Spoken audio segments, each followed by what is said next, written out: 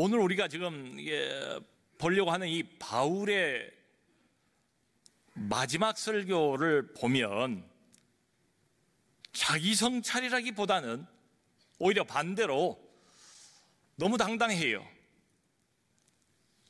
너무 자신만만해요. 오히려 자기를 자랑하고 있는 것처럼 그렇게 느껴질 수도 있을 것 같아요. 지금 마지막 고별 설교를 하고 있는 중이거든요.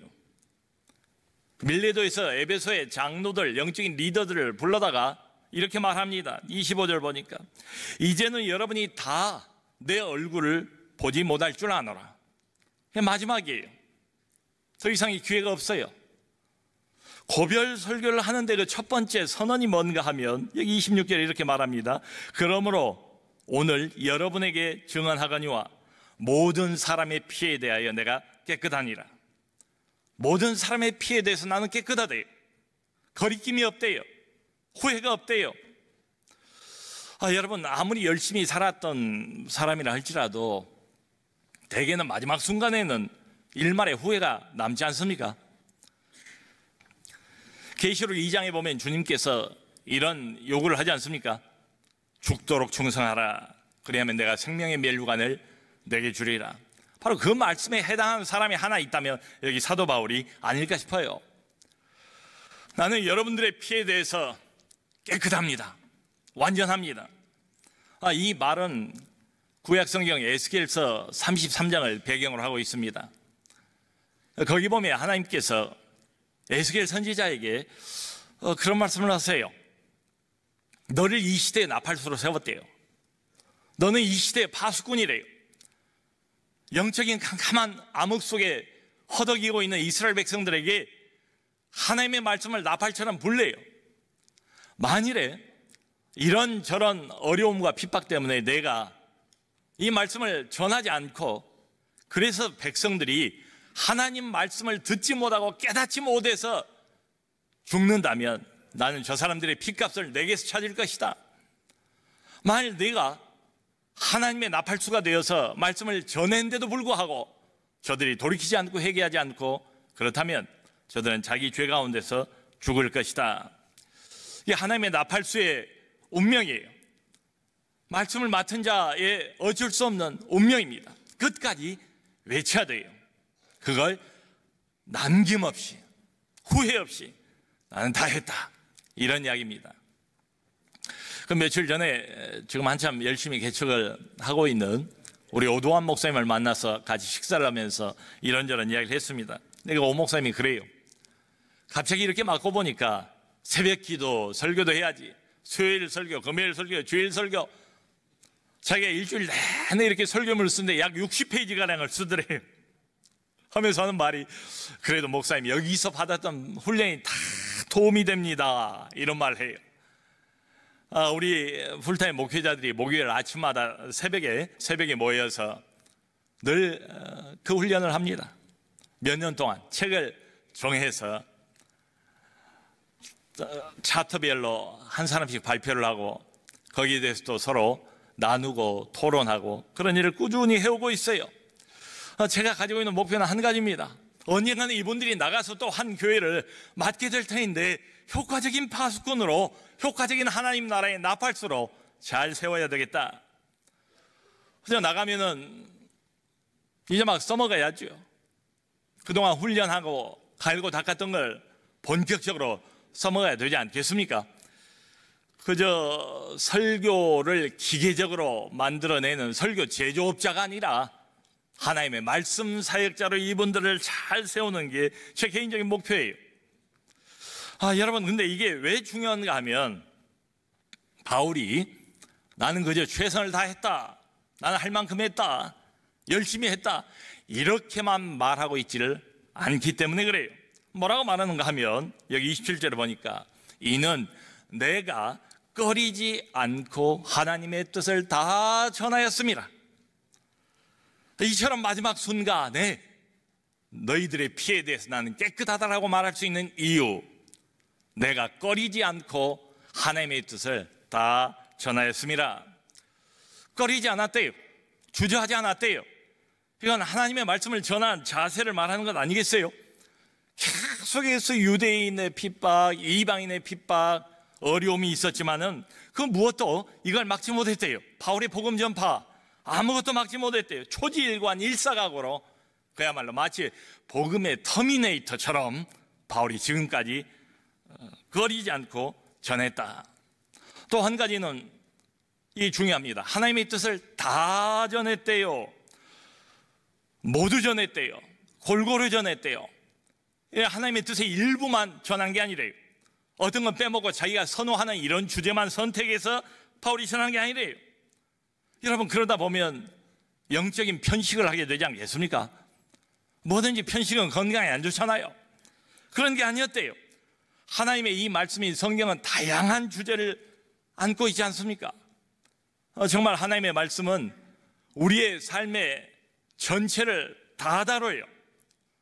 그게 바로 복음입니다. 복음의 스펙트럼이 굉장히 넓어요. 그저 주일날 종교 생활만 다루는 게 아니고 우리의 모든 생활을 다 다루고 있는 이 말씀을 다 전했다. 골고루 전했다. 빠짐없이 전했다. 조목조목 내가 전했다. 이런 뜻입니다. 자, 여기까지는 바울이 어떻게 지금까지 자기가 사역을 했는가 이걸 언급하는 거예요. 그리고는 이어서 이제 대상을 바꿉니다. 여러분은 하고 이렇게 나와요. 28절에 이렇게 말해요. 여러분은 자기를 위하여 온 양떼를 위하여 삼가라. 이게 바울의 방식이에요. 항상 그래요. 자기가 먼저 어떻게 살아왔는가, 어떻게 행해왔는가 이걸 말해요. 그리고 난 다음에 그러므로 여러분도 이렇게 하세요. 그 빌립보서 3장을 보면 같은 방식을 취하고 있습니다. 바울이 어떻게 사역해 왔는가 자기에게 먼저 하나님의 말씀을 적용해서 이야기를 해요. 그리고 난 다음에 3장 17절에 형제들아 너희는 함께 나를 본받으라. 내가 이렇게 살아왔으므로, 내가 이렇게 사역했으므로 이제 형제들아 너희는 나를 함께 본받으라. 여러분, 이게 단순한 교리가 아니잖아요. 이게 지식에 그치는 게 아니잖아요. 하나님의 진리 아닙니까? 항상 인격을 통해서 전달되는 진리 아닙니까? 그러니까 내가 가보지 않은 길을 말할 수가 없어요. 내가 먼저 이 진리를 먹고 마시고 깨닫고, 내가 먼저 이 진리를 경험해보고, 내가 먼저 이 진리를 살아보지 않으면 무슨 말을 할 수가 있겠습니까? 요즘 우리 한국 사회에 논란이 되고 있는 미투 운동 다 아실 겁니다. 사회 이름 있는 저명 인사들, 성추행. 근데 문제는 이게 보통 집단들이 아니에요. 우리 사회를 앞장서 인도해가는 특수한 집단들이에요. 검찰, 문단, 예술계. 검사가 어떤 사람입니까? 정의를 부르짖는 사람 아닙니까? 시인이 어떤 사람입니까? 우리의 정신적인 사조와 사상을 끌어가는 사람 아닙니까? 예술 감독이 어떤 사람입니까? 소위 우리 사회의 문화를 다루고 있는 사람 아닙니까? 말하자면 이 사람들은 우리 대한민국 사회의 가장 정신적인 지표가 되어야 하는 사람들이잖아요. 근데 온갖 고상한 말들을 다 했는데 실제로 그 뒷면을 보니까 이렇게 어둡더라. 말과 행동이 일치되지 않더라. 하나님의 말씀의 진리는 그런 게 아닌 거지요. 바울은 자기가 살아온 삶, 자기가 해왔던 사역, 이런 것들을 먼저 언급하고 난 다음에 그 다음에 에베소의 장로들에게 이제 본격적으로 부탁을 하기 시작합니다. 그 첫 번째 요구가 뭔가 하면 여러분은 자기를 위하여 그리고 온 양떼를 위하여 삼가라, 삼가하세요. 조심하라 이런 뜻이에요. 깨어있으라 이런 뜻이에요. 보초를 서라, 망을 서라 이런 말입니다. 이게 영적인 리더인 이분들에게 가장 먼저 부탁하는 말이에요. 그러니까 여러분, 애나 지금이나 영적 리더가 우선적으로 해야 할 일이 뭔가 하면 양떼, 양무리를 주의 깊게 살피는 겁니다. 보초를 서는 거예요. 망을 서는 거예요. 눈을 떼지를 말아야 된다는 거예요. 그 영혼들을 감시하고 감독하는 영혼의 파수꾼이라는 이야기죠. 그래서 이어서 이런 말을 해요. 성령께서 여러분을 감독자로 세우시고 하나님이 자기 피로 사신 교회를 돌보게 하셨느니라. 성령께서 여러분들을, 지금 이제 장로님들 몇 분을 모셔다 놓고 하는 말입니다. 여러분들을 감독자로 삼았습니다. 교회 감독자입니다. 영혼의 감독자입니다. 여러분들은 영혼의 파수꾼입니다. 이런 뜻이에요. 그러니까 여기 감독자, 또 장로, 목사 다 같은 단어로 생각하면 됩니다. 이색이 될 때까지는 구별이 없었어요. 다 영적인 리더들이에요. 근데 중요한 건 뭔가 하면 성령께서 여러분들을 세우는 이유가 있다는 거예요. 여러분들이 마땅히 짊어져야 하는 역할이 있다는 거예요. 그게 뭔가 하면 바로 양떼, 양무리 때문이래요. 그러니까 여기 영적인 리더는 어떤 사람인가? 한마디로 양떼를 위해서 부름을 받은 사람, 양무리를 위해서 존재하는 사람, 다른 말로 하면 양무리에게 헌신된 사람. 이게 바울이 말하고 있는 첫 번째 영적인 리더의 역할입니다. 양무리를 지키는 일, 양무리를 돌보는 일, 양무리를 먹이는 일, 모든 게 다 양무리에게 집중이 되어 있어요. 그 요한복음 마지막 장 보면 예수님이 제자들에게 그런 부탁을 하시죠. 베드로가 주님을 사랑합니다 라고 고백을 하니까 예수님이 똑같이 내 양을 먹이라, 내 양을 치라, 다 양에게 집중을 하래요. 그러니까 교회의 영적인 리더로 세움을 받은 모든 사람들은 다 이걸 명심할 필요가 있지요. 다른 할 일이 얼마나 많습니까? 다른 중요한 일들은 얼마나 많습니까? 그럼에도 불구하고 영적인 리더의 눈은 딴 데로 가면 안 된다. 관심이 딴 데로 가면 안 된다. 이를테면 교회 땅에 너무 많은 관심을 두는 것 안 좋다. 교회 건물에 너무 많은 에너지를 쏟는 것 안 좋다. 교회 돈이 필요하죠. 뭐 이것저것 교회를 운영하고 선교까지 하려면 재정이 필요하죠. 하지만 교회 재정에 너무 많은 에너지를 쏟는 것도 이것도 바람직하지 못하다. 처음부터 끝까지 교회 영적 리더가 성령께서 세워서 세움을 받은 사람이라면 어디에 관심을 가져야 하는가? 하나님의 백성, 양무리. 이게 처음이고 끝이래요. 자, 이게 왜 그런가 하면 바울이 친절하게 설명을 해요. 이 양무리가 어떤 양무리인가? 지금 여러분들이 맡게 된 이 양무리, 성도, 어떤 양무리인가 하면 이렇게 말해요. 하나님이 자기 피로 사신 양무리, 하나님이 자기 피로 사신 교회, 이렇게 말하고 있습니다. 여러분, 이 표현이 다른 성경에는 없어요. 전체 성경에서 오직 유일하게 여기 한 군데 나와 있습니다. 아주 특별한 표현이에요. 근데 굉장히 좀 무리한 표현이에요. 그래서 많은 신학자들이 고민을 했습니다.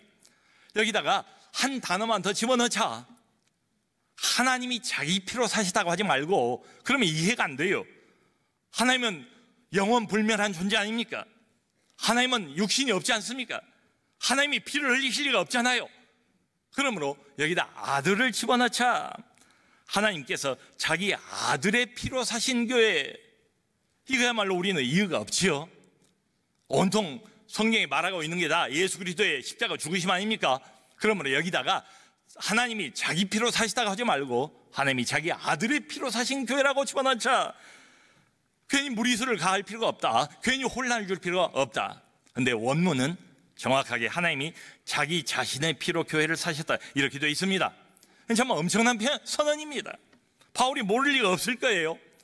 그러니까 영감을 받은 사도 바울의 입술을 통해서 하나님이 굳이 교회가 뭐냐, 양떼가 뭐냐, 양무리가 뭐냐, 교회에 모여든 영혼들이 뭐냐, 하나님에게 자기 피로 하나님 스스로가 피를 흘려서 사신 양무리들이다. 전지전능하신 분이 온 세상 만물의 창조주입니다. 온 우주를 만드시고 지금도 통치하신 바로 그분이세요. 신 중의 신, 주 중의 주, 왕 중의 왕, 그분이 피를 흘렸대요. 하나님이 죽으셨대요. 하나님이 희생하셨대요, 자기를. 매우 저돌적인 표현 아닙니까? 하나님이 자기를 몽땅 희생하시고 그리고 대가로 건져내신 하나님의 양무리. 인간적으로 이해가 불가하지요. 하나님이 죽었다니, 하나님이 피를 흘리다니 무슨 말인가? 근데 이런 무리를 감수하면서까지도 하나님께서 나타내 보이고 싶은 건 뭔가 하면 얼마나 이 양무리들이 귀한가 하나님에게, 그런 이야기입니다. 자, 여러분 이걸 생각하면 우리 안에 얼마나 리더가 많습니까? 뭐 몇 사람을 리더하든 여러 사람을 리더하든 이 안에도 리더가 많습니다. 교회 리더가 명심할 건 바로 이거예요. 교회의 일을 내 마음대로 해서는 안 되겠다. 자칫 잘못하다가 사람들을 몰아붙여요. 양무리를 몰아붙여요. 그래서 양떼들 마음에 많은 상처를 주는 경우가 얼마나 많습니까? 가만히 보면 하나님의 뜻이 아닌 것 같아요. 자기 비전이, 자기 생각이, 이 자기 비전이라는 거하고 자기 자랑이라는 거하고는 맞물려 있어요. 이게 동전의 양면이에요. 아무도 원치 않아요. 그걸 말립니다. 여기서 말리고 저기서 말리는데도 불구하고 그걸 무작위로 밀고 나가서 많은 양떼들 마음에 상처를 주는 이런 경우, 양을 이용할 수가 있겠다. 잘못하면 양을 짓밟을 수가 있겠다. 양 무리를 위해서 부름받은 사람이고 양 무리에게 철저하게 헌신된 사람인데 하나님의 뜻도 아닌 자기 뜻을 관철하기 위하여 양들을 짓밟는 이런 경우라면 이게 참 목자라고 할 수가 있겠는가? 이런 일을 누가 하는가 하면 바울이 바로 뒤에 이렇게 말합니다. 29절에 내가 떠난 후에 사나운 이리가 들어와 그 양떼를 아끼지 아니하며, 자기가 떠나고 나면 곧바로 뒤이어서 사나운 이리가 들어올 거래요. 양떼를 아끼지 않는 사람들이래요. 이건 영혼의 목자가 아니라 영혼의 약탈자들입니다. 근데 한 걸음 더 나아가서 바울이 무슨 말까지 했냐면 여기 30절에 여러분 중에서도 사람을 끌어 자기를 따르게 하려고 어그러진 말을 하는 사람들이 일어날 줄 내가 아노라. 내가 아노라 이 말은 내가 그렇게 생각이 되는데 미리 좀 대비를 하세요, 이런 말이 아니에요. 반드시 그런 사람들이 나타날 거다. 심지어는 여러분들 중에도, 바울의 가르침을 3년이나 받았던 여러분들 중에도, 바울이 영적인 기둥으로 우뚝 서 있을 때는 그러지 않았던 여러분들 중에도 내가 떠나고 난 뒤에는 표변해버릴, 180도 달라져버릴 이런 사람들이 일어날 줄을 내가 아노라. 반드시 그렇게 될 거다, 이런 이야기입니다.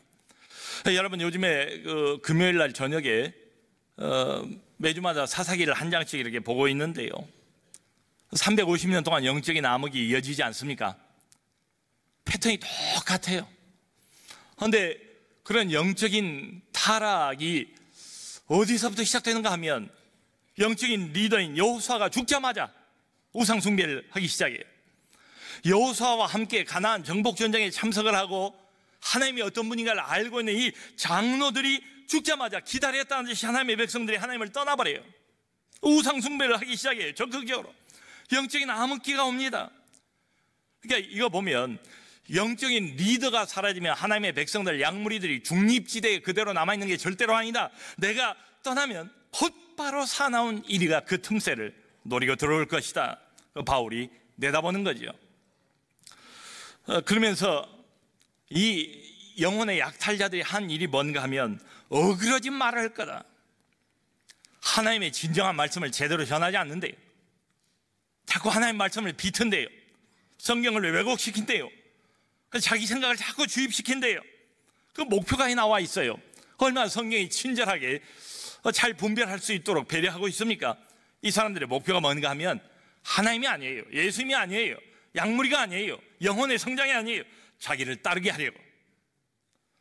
여러분 애나 지금이나 다름없어요. 사꾼 목자의 표시가 뭔가 하면 자기 집중이에요. 자기를 따르게 하려고 해요. 어떤 사람이 교회에서 매우 매력적으로 보일 수 있습니다. 리더십도 확실하고 친화력도 남달리 탁월하고요, 아주 가까이 와서 내 마음을 살살 어루만지고 그리고 나를 아주 확 사로잡는 이런 친화력과 리더십을 가질 수 있죠. 말솜씨도 아주 탁월합니다. 근데 거기서 끝이 아니래요. 반드시 뭘 봐야 하는가 하면 그렇게 해서 결론이 뭐냐? 이 사람이 나를 어디로 유도하는가, 어디로 데리고 가는가, 하나님을 더 알게 됐는가, 예수 그리스도와 더 가까워졌는가. 그게 아니래요. 자기를 따르게 하래요. 자기 집중이에요. 하나님이 아니에요. 예수님이 아니에요. 자기를 따르게 하려고. 그러므로 자신을 이렇게 과대 포장해서 지나치게 어필하는 사람 조심할 필요가 있다. 그 사람 따라가 봐도 하나님이 안 보여요. 예수님이 점점 멀어져요. 자기를 따르게 하려고. 그 사람만 보여요. 그 사람만 더 높아져요. 그 사람이 내 인생을 지배해요. 좌지우지해요. 그러면 이미 위험신호다.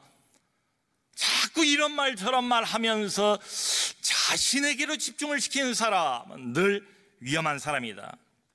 또 흔히 하는 말로 영적인 리더가 인간적인 바다를 너무 많이 바르는 것은 언제나 좋지 않다. 인간적인 냄새를 너무 많이 풍기는 거 좋지 않아요. 약물이들도 너무 인간적인 요구를 할 필요 없어요. 그걸 기대하지 마세요. 목자와 약물의 관계는 주 안에서의 관계예요. 그 이상도 그 이하도 아니다. 하나님께 집중할 필요가 있다, 이 말이죠. 이 사람은 어떤 사람인가? 성령이 세우셨대요. 뭘로? 영혼의 파수꾼이로. 모든 겸손과 모든 눈물을 담아서 하나님의 뜻을 모두 다 남김없이 빠짐없이 전하는 사람. 나는 그렇게 했다. 그러므로 여러분들의 피에 대해서 나는 깨끗하다, 이렇게 말하는 겁니다. 그 명절 전날 여기 삼성병원에 제가 신방을 갔습니다. 신방 간 이유는 우리 교회 나오시는 성도님 한 분 모친께서 누워 계세요. 내 상태가 가볍지 않습니다. 쉽지가 않아요. 근데 다른 종교를 오랫동안 신앙해 왔던 분이에요. 근데 몇 년 전에 우리 새생명 집회 때 아버님이 돌아오셨어요. 복음을 받아들이셨어요. 근데 어머님 홀로 남았어요. 근데 어머님이 복음을 반대해요. 가족 모두가 다 위해서 몇 년을 기도해 온 것 같습니다. 저도 이제 그 소식을 듣고 기도 부탁을 받고 이제 기도를 쭉 하고 있는데, 근데 우리 교구 목사님이 가셔서 복음을 전하셨어요. 근데 이 어머니 마음을 하나님께서 열어주셨어요. 만져주셨어요. 복음을 받아들이셨어요. 그 소식을 들었습니다. 그래서 명절 때는 이제 명절이니까 나오시게 된대요. 그래서 마음에 이제 감동이 있기를, 병상 세례를 드리면 좋겠다, 나오시기 전에. 그래서 그걸 제안을 했습니다. 그랬더니 병상 세례를 받겠다고 말씀을 하셔서 이게 이제 작은 그 세례 용기들을 가지고 교구 목사님과 같이 갔습니다. 참 가족들이 지켜보는 가운데서 정말 감격스럽게 주 예수 그리스도의 이름으로 세례를 베풀었어요. 세례를 베풀고 난 다음에 목사의 마음속에 그래도 이제 그런 우리가 남는 거예요. 오랫동안 저쪽 영역에 계셨던 분이라 예수를 믿고 이쪽 영역으로 넘어오긴 했지만 아직 초보자예요. 실감이 잘 안 나요. 여러 가지 또 위험 요소가 도사리고 있어요. 그 영혼을 뺏기지 말아야 되지 않겠습니까? 내가 가족들에게도 교구 목사님에게도 그런 부탁을 드렸어요. 이제 이쪽으로 넘어오셨는데 할 수 있으면 누워 계시면서도 찬송을 많이 듣게, 하나님 말씀을 많이 듣게, 믿음은 들으면서 난다고 그랬는데 하나님 말씀을 골고루 들을 수 있도록, 하나님의 뜻을 좀 다 할 수 있도록, 하나님의 말씀을 좀 더 정확하게 깊이 있게 풍성하게 이분이 깨달을 수 있도록 그렇게 배려를 해주세요. 아멘. 여러분, 바울이 그렇게 했대요. 하나님 말씀을 3년 동안 골고루 남김없이 이것저것 조목조목 다 가르쳤대요. 오늘 설교 제목이 참 목자상인데요, 이 참 목자상이라는 책이 있습니다. 그 유명한 청교도인 리차드 백스터의 책 이름이 참 목자상이에요. 참 목자는 어떤 사람인가 하면 바로 이런 사람이에요. 바울 같은 사람. 성령께서 교회를 위해서 세우셔서 모든 겸손과 모든 눈물로 양무리를 섬겼던 사람. 양무리에게 내 이야기가 아니고 인간적인 주장이 아니고 하나님의 모든 뜻을 남김없이 다 가르친 이런 사람. 여러분, 우리 신앙이 건강해질 수 있는 다른 비결이 없습니다. 우리 한국교회 걱정을 많이 하잖아요. 한국교회가 다시 한번 건강해질 수 있는 비결이 따로 없습니다. 하나님이 우리에게 이미 전달해 주신 이 하나님의 뜻이 가득 담겨 있는 이 하나님의 말씀, 이걸 조목조목 하나도 빠짐없이 골고루 하나님의 모든 뜻을 다 배우고 알 때 우리 영혼은 건강해지게 될 줄로 믿습니다. 교회는 우뚝 설 줄로 믿습니다. 이게 유일한 길이에요. 여러분, 이제 새봄이 다가왔습니다. 새 학기가 곧 시작됩니다. 하나님이 우리에게 주신 이 모든 하나님의 뜻을 골고루 다 깨닫기를, 다 섭렵하기를, 그래서 내 영혼이 이 새봄에 우뚝 서기를 갈망하는 우리 모두가 될 수 있기를 주님의 이름으로 축원합니다.